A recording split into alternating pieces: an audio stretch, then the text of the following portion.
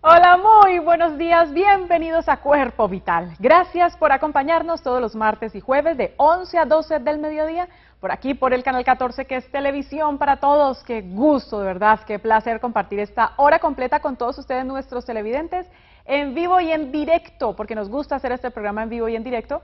Por si tienen inquietudes, pueden participar a través de nuestra línea telefónica 664-9880. Un saludo muy especial para todas las personas que en este momento nos están viendo. Recuerden que hay múltiples formas de ver nuestro programa: por la señal de televisión, por Claro, por UNE, por Mcali, por nuestra página www.canal14.com.co, por la aplicación para celulares Canal 14 Cali, o también por el Facebook Live, que en este momento, un saludo para todos los que se conectan en este momento por el Facebook Live. Y recuerden que ustedes por allí también pueden hacernos sus preguntas, escribirlas, y nuestra productora nos hace saber cuál es su pregunta y se la respondemos aquí al aire. Gracias a todos por esa fidelidad. Cuando estamos fuera del aire y se quieren contactar con nosotros, ya saben que me pueden escribir a mi correo electrónico liliana.piedrahita@canal14.tv. Por allí sugerirnos temas. De hecho, les cuento que este tema que estamos tratando hoy en nuestro programa ha sido sugerido por ustedes, porque justamente hace 8 días tuvimos aquí el tema de enfermedades autoinmunes general, digamos global, y muchas personas nos pidieron el favor de que nos enfocáramos en el tema del lupus eritematoso sistémico, y justamente ese es nuestro tema del día de hoy: lupus eritematoso sistémico. Y vamos a hacer en este momento contacto vía Skype desde la ciudad de Medellín con nuestro invitado. Lo saludo inmediatamente, es el doctor Juan Camilo Botero. Él es médico internista y él también es docente de la Universidad CES en Medellín. Doctor Juan Camilo, qué gusto tenerlo en nuestro programa. Bienvenido a Cali, bienvenido al Canal 14. Liliana, a ti y a todo el equipo de producción, gracias a Canal 14 y a Cuerpo Vital y Cuerpo de Salud. Muchas gracias a ti por esta invitación, de verdad. Muchísimas gracias, doctor, por aceptarla. Sabemos de agenda, de sus movimientos que tuvo que hacer para estar con nosotros, pero nos alegra muchísimo, de verdad, porque, como lo decía un poco, nuestros televidentes pidieron este tema del lupus eritematoso sistémico, que quiero, doctor, empezar, digamos, definiendo este concepto. ¿Qué es el lupus eritematoso sistémico? Bueno, Liliana, yo creo que eso contar un poquito de historia. El lupus eritematoso sistémico, más que hablar de una enfermedad, digamos, inflamatoria, multiorgánica, sistémica, debemos de empezar del porqué lupus eritematoso sistémico. La palabra lupus para todos es muy interesante. Lupus viene de la palabra latín lobo. Imagínense, lobo. Y ya vamos a hacer referencia a dos partes, pero el lupus también viene de una familia romana que se llamaba lupus. Igualmente tenemos que ir al siglo X, donde la lesión, digámoslo así, a nivel de la cara, era como en forma de mariposa y era rojiza, eritematosa. De ahí vino la palabra eritematosa. El padre de la medicina interna es el doctor Osler, y aproximadamente en 1890 empezó a hablar que era una enfermedad diseminada, pero luego en los años 50 va a ser entonces el término por el doctor Harvey, que va a ser la palabra sistémica. Entonces miren que ahí viene un poquito de la historia de la medicina: lupus eritematoso sistémico. Y ya a grosso modo es una patología donde el cuerpo, sus glóbulos blancos, que son los policías, llaman a otros policías diferentes. Imagínate entonces llamar a un batallón para poder atacar a algunos ladrones, que digamos que son algunos antígenos, que son los que hacen mal, y ese policía con el ladrón generan ese compromiso a nivel sistémico que ataca todo el cuerpo, desde el cerebro hasta la parte cutánea. Entonces por eso la palabra sistémica. Doctor, pero entonces, ¿es una enfermedad autoinmune? Claro que sí, es una enfermedad autoinmune donde el mismo cuerpo, por una marcación genética, en un ambiente que está predispuesto, y digamos así, por algún compromiso de algún tipo de infección, o inclusive la parte del sexo, hablando pues del género, el sexo femenino, genera obviamente ese triángulo, un triángulo, miren qué interesante, un triángulo mortal donde genética, ambiente y un disparador genera que esos policías o glóbulos blancos ataquen a nuestro cuerpo, lo que toca de decir autoinmune. Doctor, pero entonces también acaba de decirlo, digamos, entonces es más frecuente en mujeres que en hombres digamos, encontrar mujeres pacientes con lupus eritematoso sistémico? Sí, mira, normalmente la prevalencia de lupus está en promedio de 15 a 50 casos por 100.000. Obviamente esto va a variar un poquito porque hay poblaciones que son afroamericanas, que son obviamente con raza morena, igualmente hispánicos, y la parte de la mujer porque el estrógeno juega un papel importante. Ese estrógeno aumenta que entre los 20 a los 50 años la prevalencia y la incidencia de la enfermedad sea mayor. Y mira qué interesante, la relación de mujer a hombre es 6-7, alguna literatura habla 8-1, mientras que cuando es menos de 20 años y cuando ya estamos un poquito más envejecidos, la relación es un poquito diferente, es de 3-1, 4-1. O sea que mira qué interesante que esta patología, como muchas enfermedades autoinmunes, como la artritis reumatoidea, es más del género femenino. Pero la edad, doctor, ya que digamos nombra algunas edades, la edad en la que aparece o se presenta la enfermedad, ¿tiene que ver con, digamos, el nivel o la gravedad del mismo lupus? Claro que sí, es muy interesante porque normalmente, como sabemos que la prevalencia o la edad va a ser de los 20 a los 50, puede que la actividad de lupus empiece en una mujer joven de 20 años con trastornos neurológicos, puede empezar con una convulsión o a paralizarse los miembros inferiores, a no caminar, o con un compromiso de daño renal. Entonces miren que eso es muy interesante porque la genética de cada persona juega un papel importante.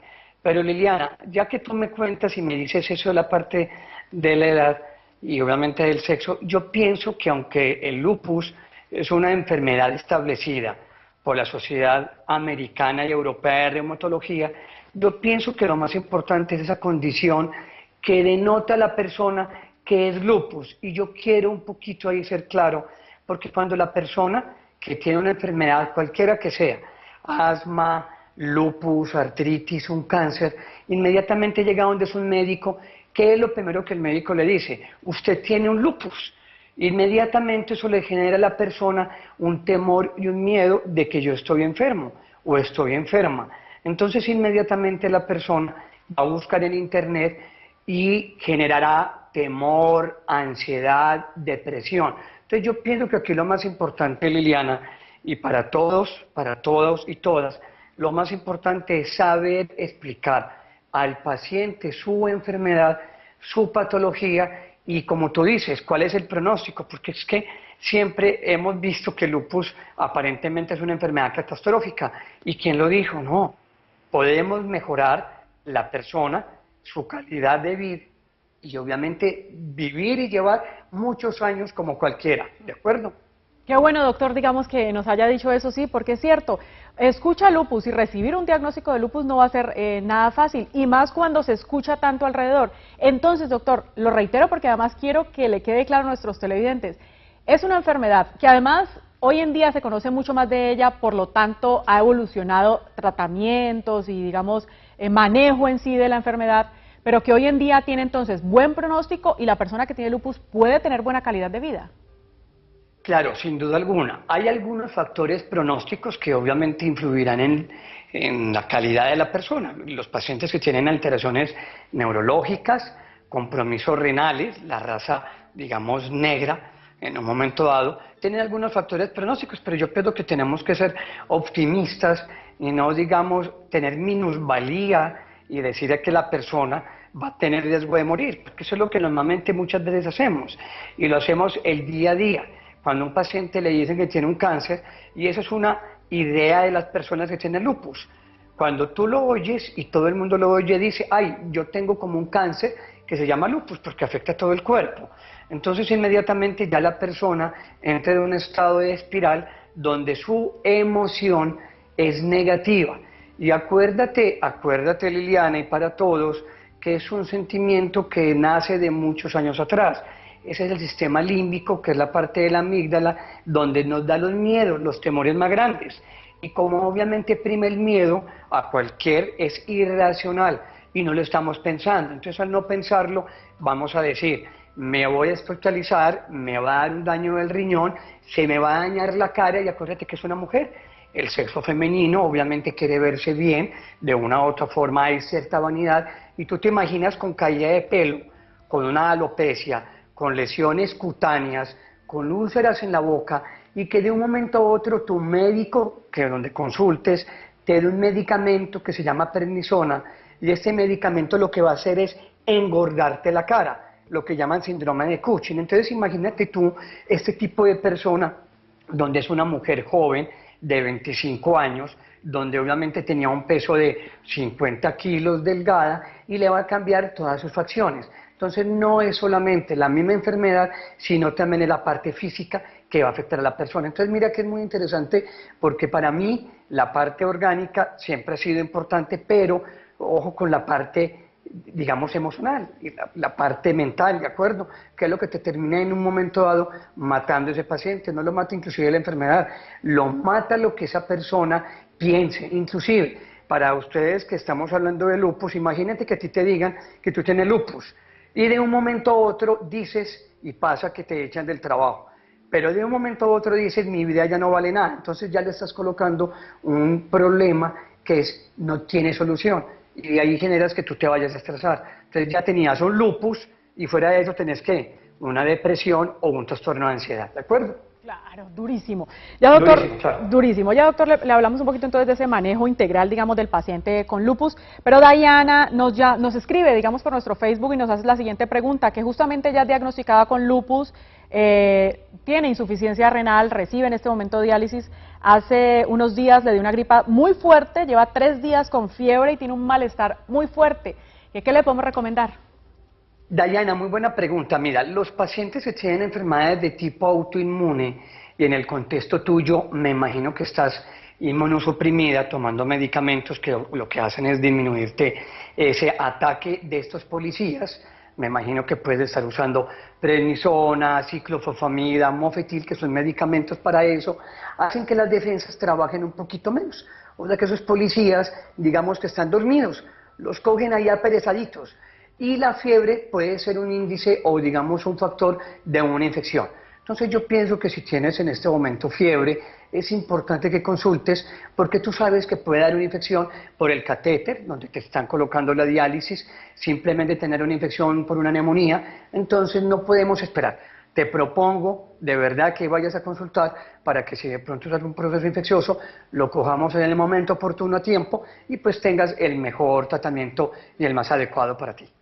Muy bien. Doctor, voy a hacer esta primera pausa para comerciales y retornamos con muchísima más información.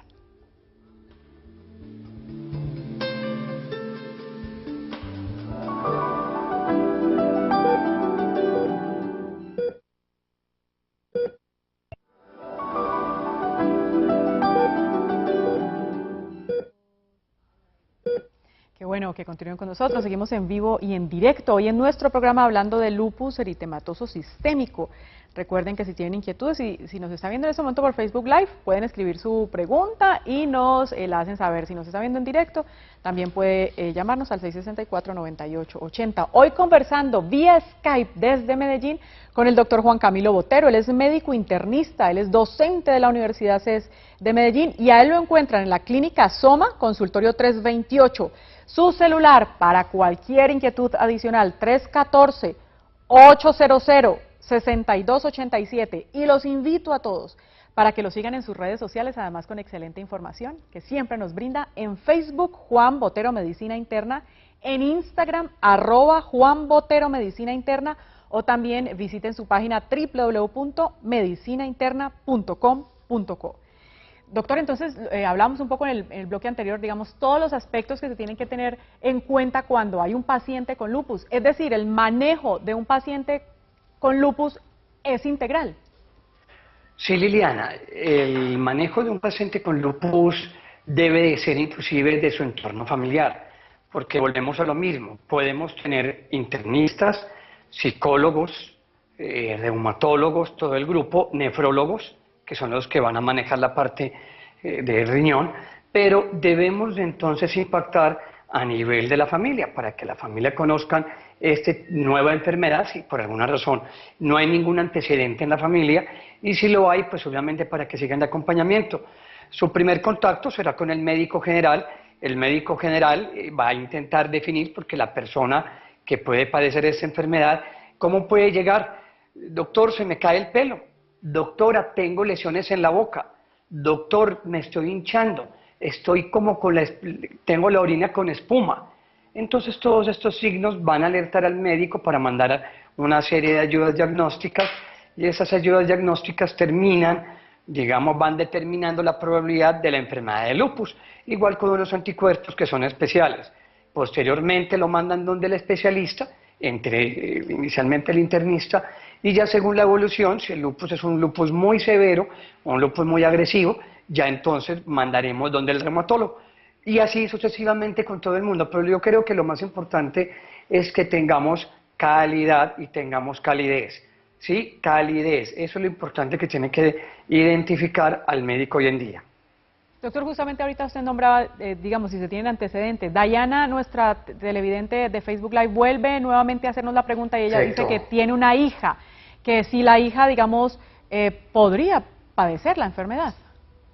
Claro, la pregunta, como siempre, es supremamente, digamos, muy interesante. Como es un marcador genético, es asociado, y para no borrar de una información que de pronto se vuelve pesada, es asociado al HLA-DR3-DR4, que normalmente está en los cromosomas. Si yo tengo esto y tengo el ambiente propicio, uso de estrógenos, el sol, y de un momento a otro tengo una infección viral, podría desencadenar la enfermedad. Pero yo pienso que más importante es vivir el día, vivir tranquilo y tranquila, porque si estamos pensando siempre en la ansiedad de que mi hija le va a dar, mi hija le va a dar, entonces nos vamos a estresar, nos vamos a poner nerviosos. Entonces la idea es no, vivamos el momento. De pronto puede ir donde su médico para que haga una evaluación, pero no, vivamos el momento, y obviamente su hija, digamos que va a tener una buena salud, y que obviamente en cualquier momento algún síntoma, pues la llevará a donde el médico. Sí, doctor, usted nos nombraba ahora entonces estos síntomas iniciales. Digamos, la enfermedad es característica, tiene unos síntomas claros iniciales, o a veces son complicados y por eso la dificultad en el diagnóstico. Claro, al principio los síntomas son un poquito bizarros, son adornados, son inespecíficos.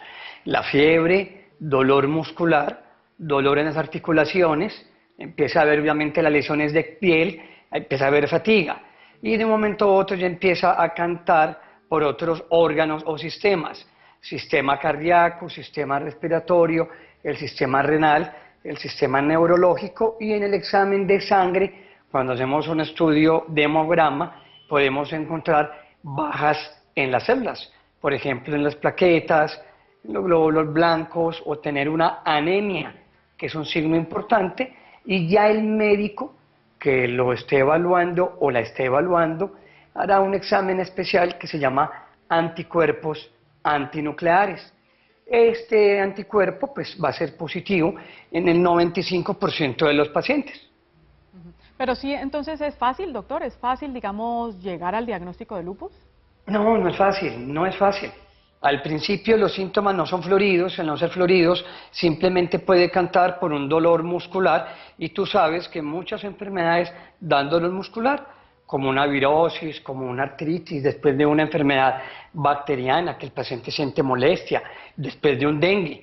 No olviden inclusive que ha habido infecciones como el Zika o el chikungunya, que a veces, o el dengue, que puede producir dolor en las diferentes articulaciones. Entonces, miren que no es fácil, inclusive diagnósticos diferenciales de lupus, como son la fibromialgia, la artritis reumatoidea, la artrosis, muchas enfermedades que pueden obviamente, digamos, asemejar una enfermedad tipo lupus al principio del cuadro. Claro, entonces digamos que hay personas que tal vez tengan la enfermedad y tal vez no han recibido el diagnóstico, que no, o tal vez hayan recibido un diagnóstico errado. Claro, puede pasar dos cosas que es interesante. Lo primero es que obviamente hayan recibido el diagnóstico como una enfermedad que no es lupus, o por lo contrario, hay algunos síntomas o signos que obviamente dan la probabilidad de un lupus, y que obviamente se está manejando como el lupus y no lo es. Y como les decía, viceversa, El paciente puede tener obviamente un lupus que no se ha diagnosticado y simplemente, obviamente puede pasar desapercibido, se trata con un acetaminofén dolex y la enfermedad va teniendo su curso día a día, semana a semana, mes a mes, hasta que ahí sí, canta por una crisis lúpica, termina hospitalizado y se hace el diagnóstico por una crisis florida, simplemente por un cuadro febril, una fiebre que no mejora, dolor articular severo, un compromiso del riñón y de pronto un compromiso respiratorio porque el paciente no está respirando bien. Claro, y digamos, doctor, al inicio, si no se recibe el diagnóstico, por lo tanto se pierde tiempo valioso, digamos, para mejorar las condiciones del paciente. Sí, sin duda alguna, siempre cuando uno hace un diagnóstico de una patología a tiempo, de una forma acertada y asertiva, tenemos tiempo para que la persona o el paciente pues tenga una probabilidad de una recuperación mejor.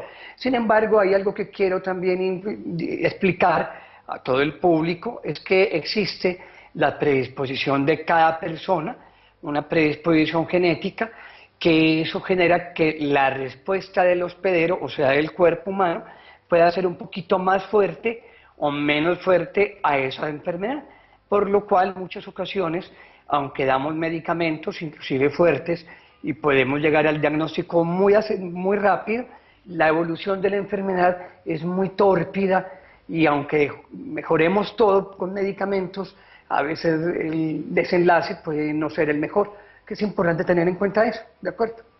Como en todo, digamos, en esta enfermedad aún más, cada paciente es único y cada paciente va a tener comportamientos individuales.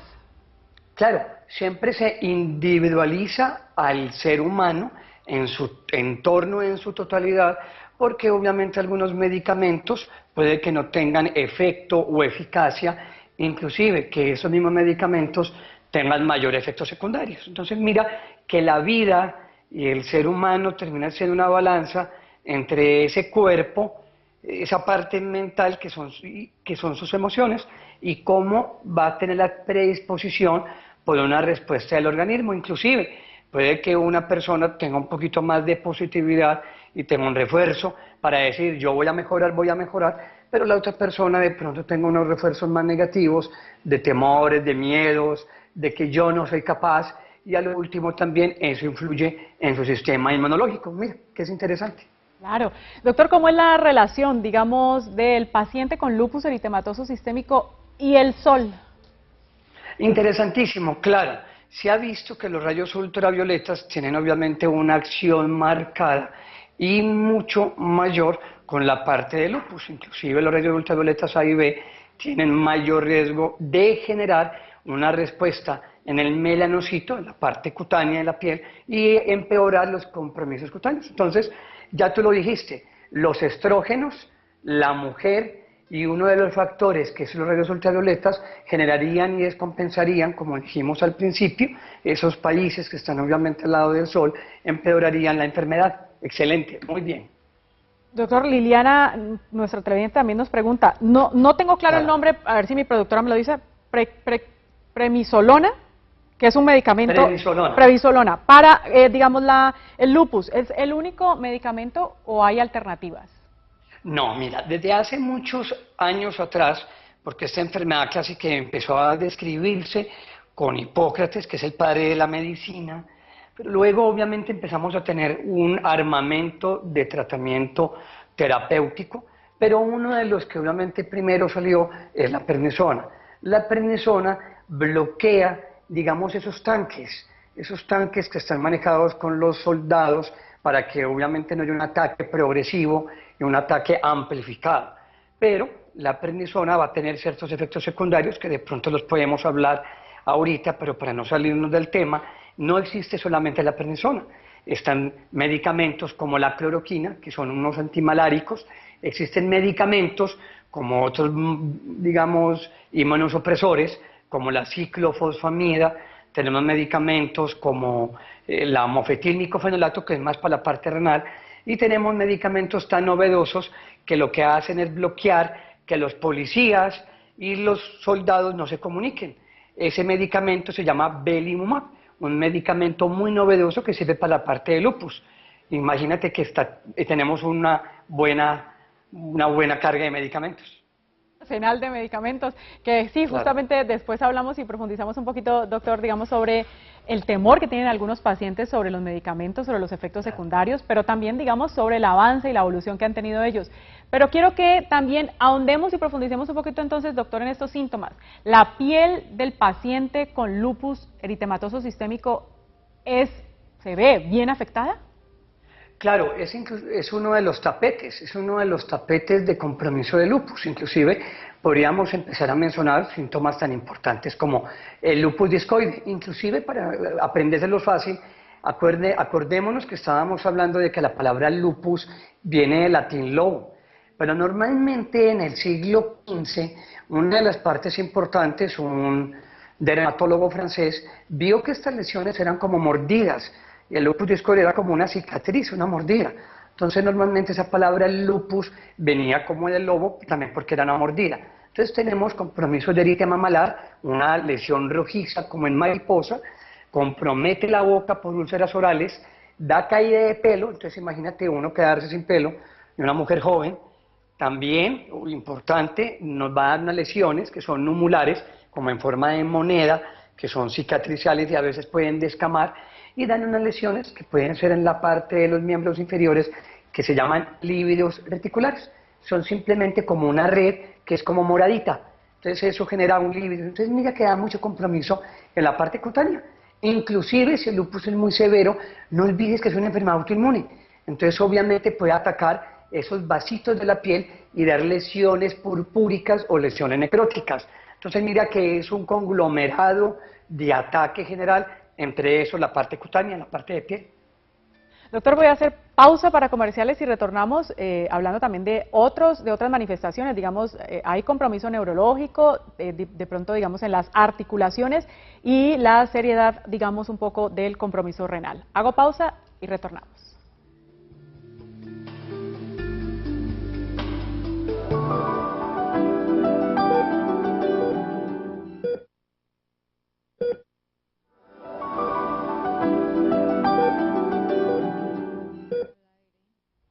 Gracias por continuar con nosotros. Seguimos en vivo y en directo hablando de lupus eritematoso sistémico.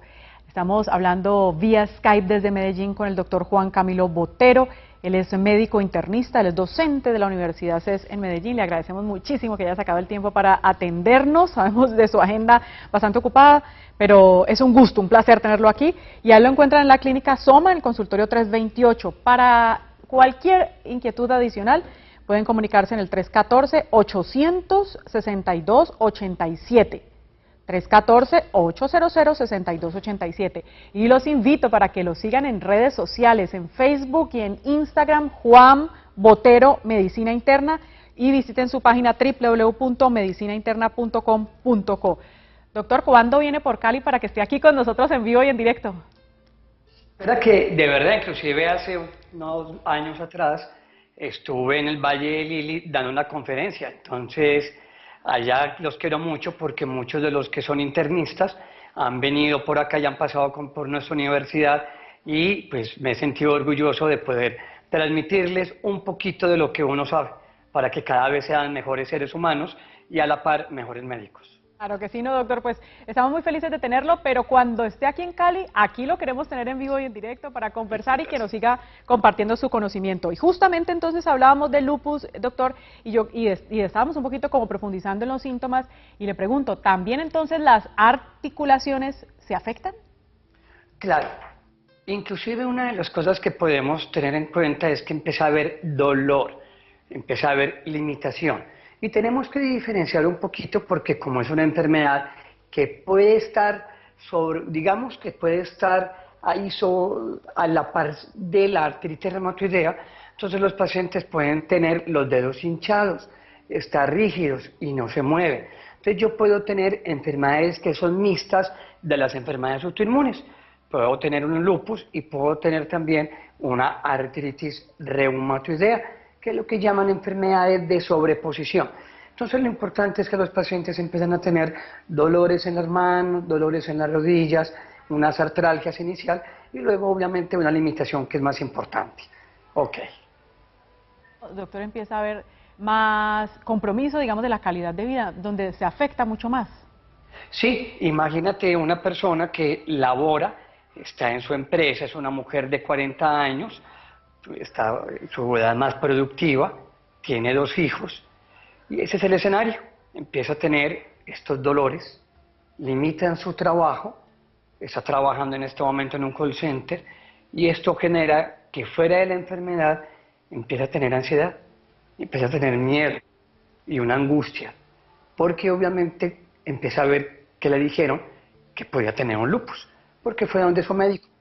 Y el médico le dijo, ella busca en Google y empieza a ver un montón de información, no es capaz de asimilarla, y esto genera más angustia. Entonces, claro, imagínate que esta paciente de 42 años empieza a ver que va a generar problemas del pelo, problemas de la piel, problemas articulares y problemas en otras partes. Entonces, claro, empieza a haber mayor ansiedad. Entonces, por eso yo te decía, los síntomas van a ser importantes, pero tenemos que tener una medicina empática, una medicina que debe cambiar, más asertiva, no es la medicina ya de consultorio. Yo creo que eso ya está pasado de moda. Los médicos nos demorábamos tiempo atrás 10 minutos con un paciente. ¿Tú te imaginas, Liliana y televidentes y para todo el mundo, explicarle a un paciente que tiene lupus en 10 minutos? Imposible, imposible. Claro, no, imposible. Y una medicina con menos temor, ¿no? Que genere menos temor alrededor, digamos, de esta enfermedad y en general de las enfermedades. Claro, y en general de todas, porque es que si tu madre o a ti te dicen, tú tienes un cáncer de mama, y te lo dicen obviamente sin ni siquiera una palmada, tú te imaginas que se sobra el lupus a una muchacha joven de 22 años, que puede estar en el periodo fértil más importante, y que de un momento a otro puede decir, doctor, voy a poder tener hijos, y que de un momento a otro le pongas la barrera, no, usted no puede volver a tener hijos. Eso genera obviamente un negativismo y digamos, una ansiedad marcada. Entonces, por eso es importante manejar la enfermedad, pero a la par de la enfermedad, manejar la emoción. Yo creo que hoy hemos aprendido eso. Hay que ver la enfermedad, y la enfermedad es clara, pero anclémosla o peguémosla de la cadena de lo que es la parte positiva, ¿no? La parte de hablar con el paciente.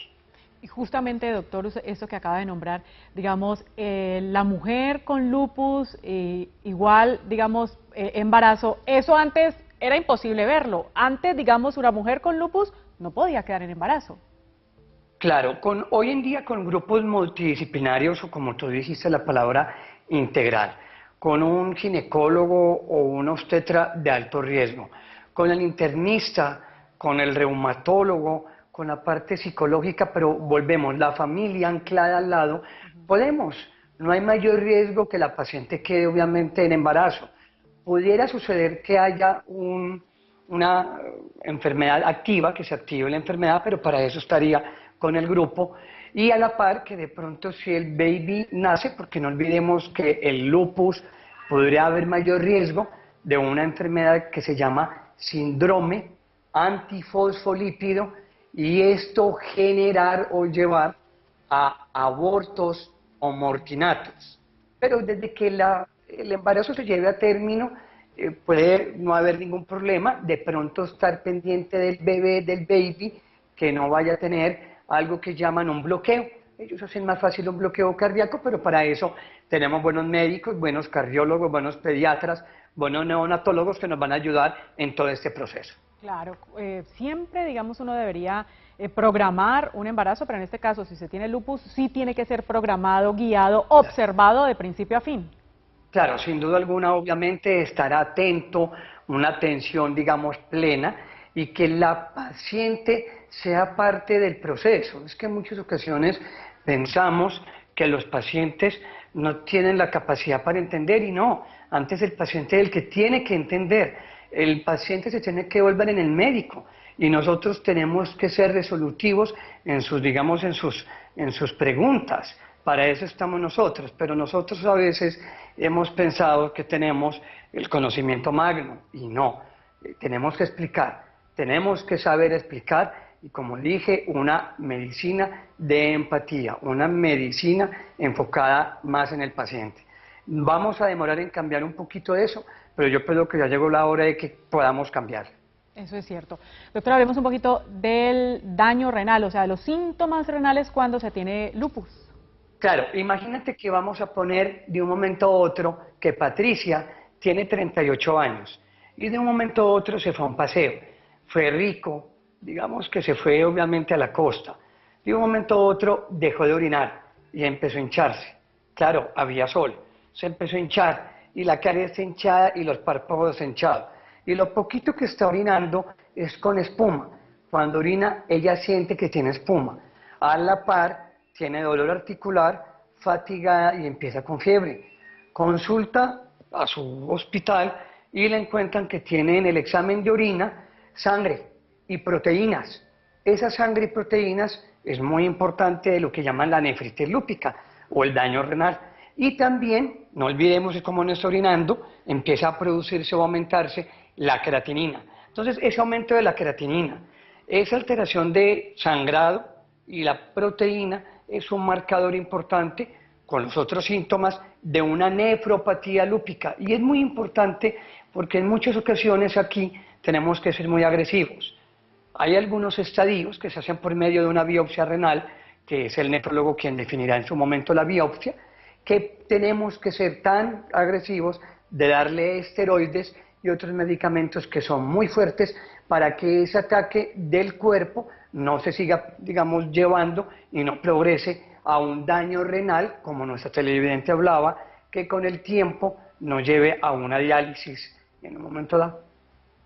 Sí, porque justamente, doctor, muchos de nuestros televidentes, digamos los de hoy, en otras oportunidades que hemos tenido, justamente hemos hablado de por lo menos de enfermedades autoinmunes, nos hablan del lupus con daño renal y con diálisis. No es que la persona con lupus vaya a llegar a un daño renal, es decir, con buen tratamiento no llegaría a ello. Sí, no es sine qua non, obviamente, de que el lupus es igual a daño renal, que el lupus es igual a daño en la piel, no. Si obviamente cogemos a tiempo o diagnosticamos la enfermedad en el momento preciso, sin duda alguna, vamos a intervenir de una manera mucho más precoz y más rápida. Lo que sí es claro es que obviamente el daño renal es un factor pronóstico en la enfermedad de lupus, por lo cual sí tenemos que ser un poquito más agresivo y que queda la conclusión, pararle bolas, abrir ese ojo. Muchas veces vemos, pero no miramos. O sea, es importante eso. Hay una frase interesante que yo siempre digo, y algunos la van a recordar: lo esencial es invisible la visión, porque es lo esencial. Entonces tenemos desde el principito, tenemos que tener mucha coherencia y conciencia para poder hacer un diagnóstico acertado y evitar que esa paciente no llegue a una diálisis o a un daño renal o a un trasplante renal. Claro. Sí. Doctor, debo hacer nuevamente pausa para comerciales y retornamos con mucho más en Cuerpo Vital.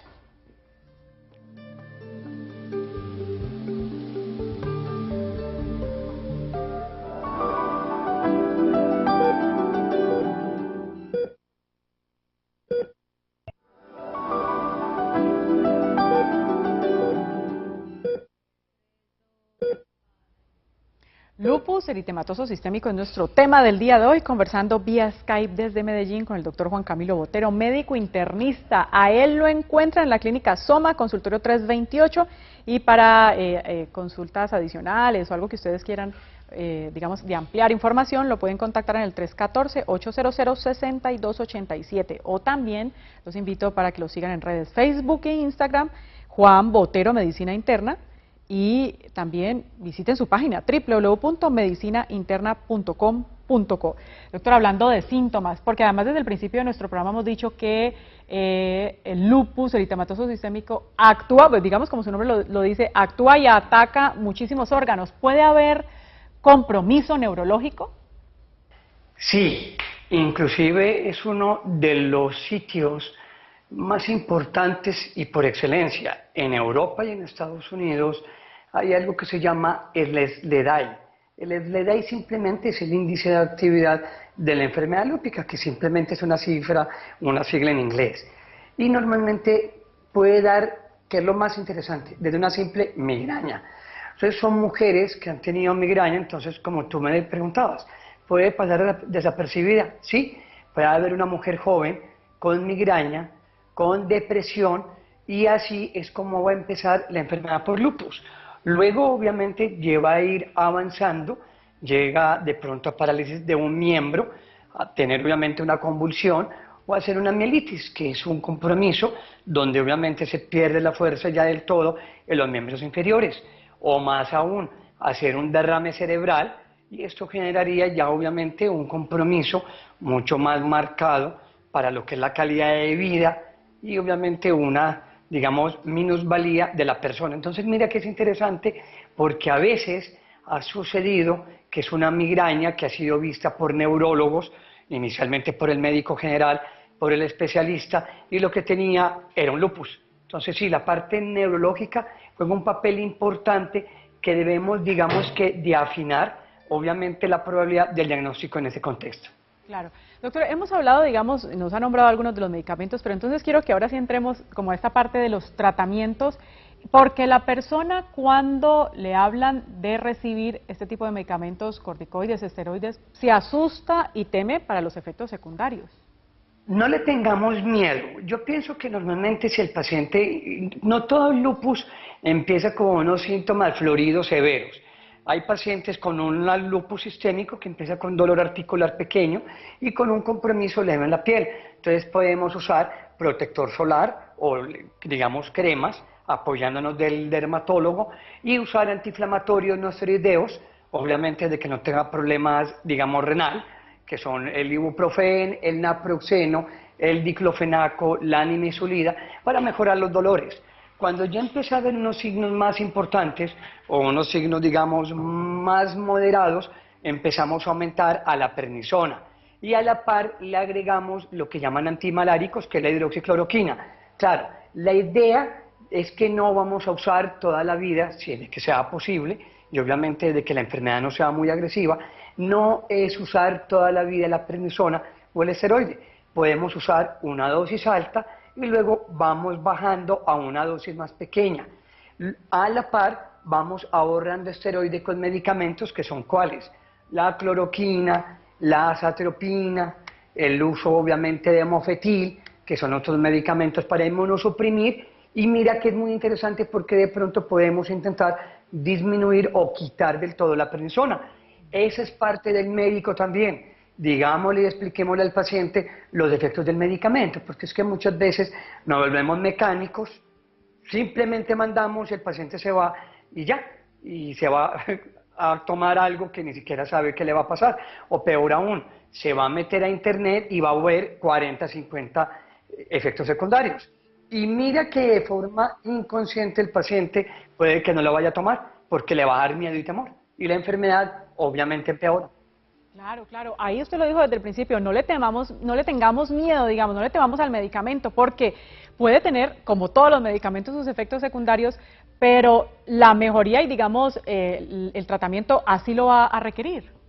Sí, exacto. Yo pienso que cada paciente, como hablábamos previamente, se individualiza y se propone, inclusive, yo pienso que es la parte importante, hagamos una planeación, unos objetivos con el paciente y podemos enseñarle. Al fin y al cabo, a veces el paciente puede que tenga temores, pero a la par de que le vamos solucionando sus dudas o su incertidumbre, el paciente va a entrar digamos, va a entrar más tranquilo.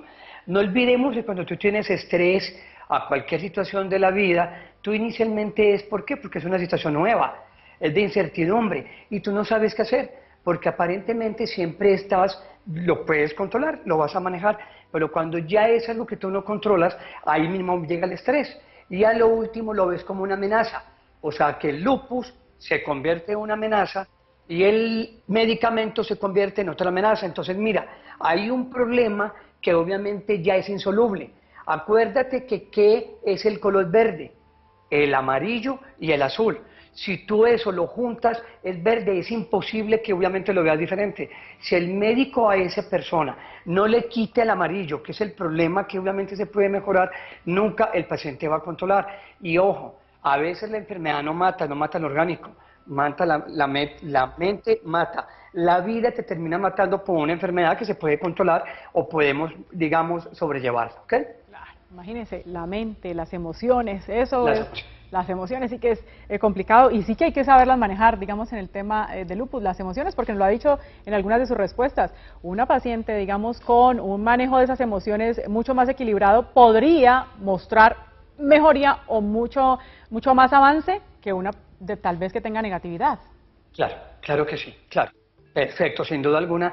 Pienso que un tratamiento integral, digamos, con un grupo adecuado, donde los médicos estén, digamos, en función de ese paciente, donde obviamente ese sistema de salud, el entorno, le ayude con unos tratamientos adecuados y un apoyo, lo que llamamos una terapia cognitiva conductual.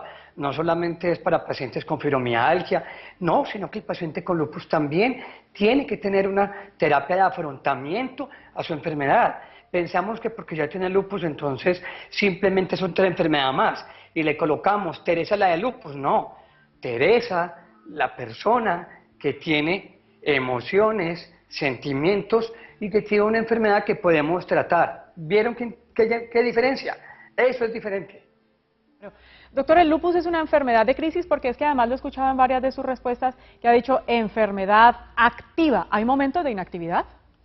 Sí, claro, cuando yo hablo de actividad, el término, digamos que bonito, es el flare lúpico o la actividad de lupus, pero hay personas que están en remisión, inclusive con el tratamiento puede que tengan 5, 6, 7 años, 8 años, 10 años, y vivan una vida perfecta, sin ninguna enfermedad, sin la enfermedad como tal, tengan el lupus, pero estén libres de enfermedad. Entonces, por ejemplo, a veces puede que quede en embarazo, reciba sol, o tome estrógeno y se active la enfermedad, pero puede que la paciente tenga 50 años, una enfermedad muy leve, se le empiece un tratamiento adecuado, nada, digamos, que le vaya a afectar órganos diferentes y la persona vive su vida común y corriente, como debe ser, saber vivir, saber vivir. Se puede cometer el riesgo del paciente que empieza a recibir su tratamiento, se empieza a sentir tan bien que suspende porque cree que, digamos, ya se curó. Sí, claro, hay que explicarle a la persona que tiene la patología que esa condición no se cura, pero que aunque no se cura, puede obviamente estar libre de la enfermedad. Entonces miren qué interesante cuando yo a la persona le explico, pero si yo no le explico, la persona siempre va a tener el miedo de que me va a dar todo el tiempo enfermedad y que de pronto entonces va a ir a un paseo y le va a dar por el sol la enfermedad. Entonces, imaginen ustedes una mujer de 40 años que va a estar encerrada en una burbuja porque nunca vuelve a salir. Claro, claro. Doctor, y por último, digamos que nos queda poco tiempo, ¿la paciente o el paciente con lupus eritematoso sistémico debe tener una alimentación especial, unos hábitos de vida especiales? Mira, muchas ocasiones algunos estudios han definido que embutidos, carnes, generarían de pronto la probabilidad de lo que van a ser más dolor articular. Pienso que lo más importante para una buena salud es, primero, hagamos ejercicio. No dejemos a un lado el ejercicio. 2, vamos a dormir en promedio, si podemos, de 8 horas, 7 a 8 horas. Tercero, comamos sanamente. Comamos verduras, cereales, frutas, ¿de acuerdo? Y cuarto, tengamos una vida positiva. Y a la par, no se nos olvide tomar agua. O sea que más que la dieta es tener una vida sana, una vida saludable, estilos de vida saludable. Me gustó mucho ese último consejo, una vida positiva, manejar esas emociones. Doctor Juan Camilo Botero, médico internista, muchas gracias por habernos acompañado el día de hoy en nuestro programa. A ustedes, y dos cosas importantes. Si no cuidamos donde vivimos, que es este templo, este cuerpo, pues entonces, ¿dónde vamos a vivir? Y por último, no se les olvide, el bienestar y la salud me importan y nos importan a los médicos. Lo importante es que estamos ahí por ustedes. No se les olvide seguirme en @Juan Botero Medicina Interna y cuenten conmigo. Mucha suerte. Muchísimas gracias, doctor, y lo espero por acá en otra oportunidad, o en vivo o por Skype. Con mucho gusto, aquí estoy. Muchísimas gracias. Ya ustedes entonces escucharon el consejo del doctor, síganlo por redes, Juan Botero Medicina Interna, en Facebook y en Instagram, con excelentes consejos. O adicional, digamos, información, 314-800-6287. Televidentes, gracias por habernos acompañado el día de hoy. Recuerden que vamos martes y jueves de 11 a 12 del mediodía. Que tengan una feliz tarde y sigan conectados con la programación del Canal 14.